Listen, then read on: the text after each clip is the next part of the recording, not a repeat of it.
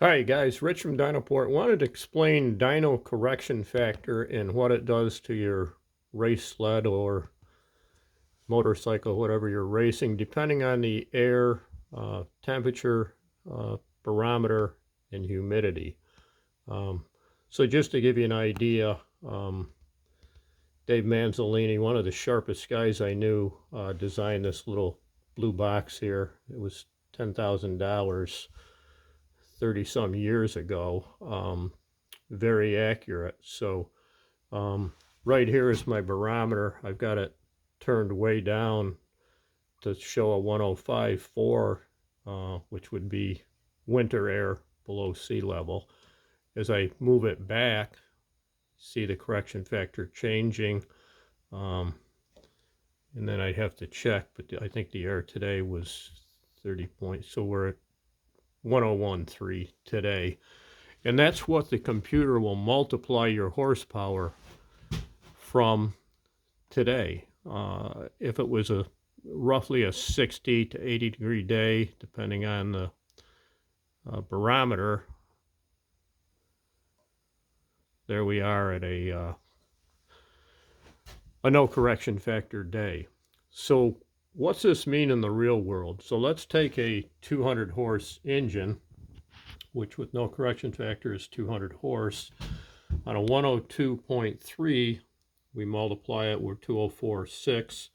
I'll jump down here to a below sea level air day, depending on the temp, probably in the 500 feet range. You're now 211, so you've picked up 11 horsepower.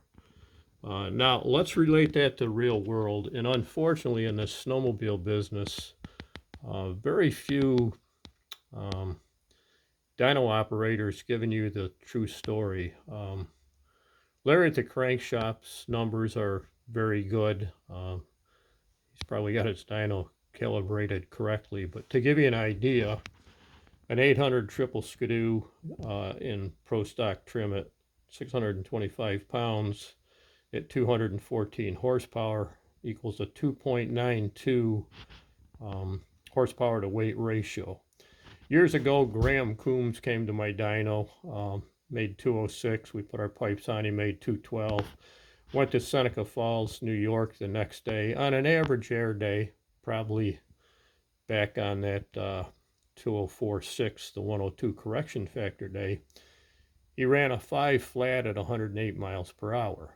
So that's what 212 horse would do. And looking back here, I forgot when I raced, but here's 2001. I got this thing from ESP. So I consistently ran around 108 on an average air day with, I believe I had 216 horse on my Skidoo triple. Now let's go down to this new deal where I'm building a twin. Missed the series this year due to my wife's illness, but hopefully I'll run it at Sally Point View at our race in 2 weeks, and we'll have good air. But here's an 800 twin. 550 pounds divided by 188 horse equals a 2.92. So guys, this math is important. Top car guys will tell you how accurate it is on mile per hour and ETs, because that's what horsepower does. It gives you the mile per hour. So my prediction is that my 800 twin, which is over 200 horse, will leave much better and definitely outrun my triple, which is now up around 220 or 221. But the lighter sled will definitely leave easier. So interesting math, guys. Another thing, I had this debate with Tim Bender, probably, if not one of the greatest snowmobile racers ever, years ago when we developed the SX 700 triple pipes. I said, Tim, if it was 95 degrees here today and raining instead of 30 in a high barometer, we'd have a different stinger size, we'd have different timing, and of course we'd have different jetting. So guys, take this into effect on when you're tuning.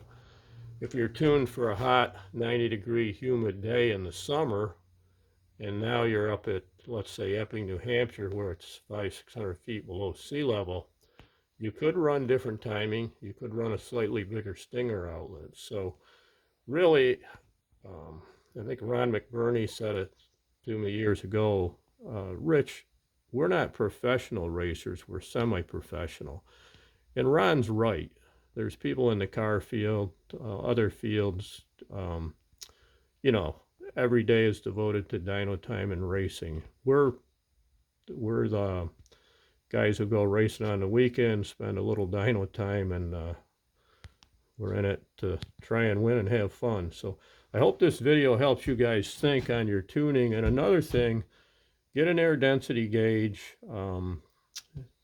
check your water grains, and if you've still got a carbureted sled, of course, when it jumps from that perfect one no correction day to that below sea level, you better be up a couple main jets. So think about it, and hope to see you at the track.